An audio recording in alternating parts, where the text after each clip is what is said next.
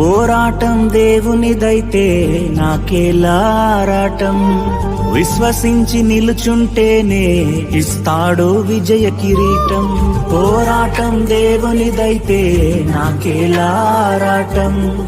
విశ్వసించి నిలుచుంటేనే ఇస్తాడు విజయ కిరీటం. గొలియాతును పుట్టించినదే దావీదును హెచ్చించుటకే. గొలియాతును పుట్టించినదే దావీదును హెచ్చించుటకే.